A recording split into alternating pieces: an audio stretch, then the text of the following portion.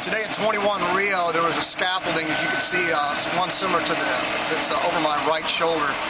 That was about 2/3 of the way up the structure.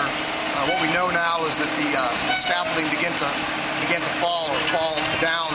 That mast that's holding it to the structure, it fell partially down.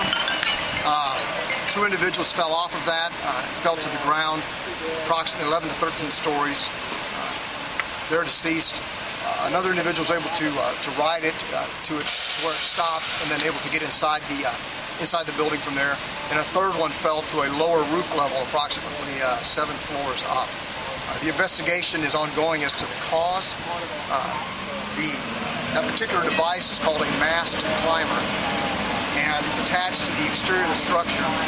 And the scaffolding portion has workers on it, and it can travel up and down the structure. As I said, the investigation is ongoing. OSHA's been contacted, building owners have been contacted, and right now that's all we know.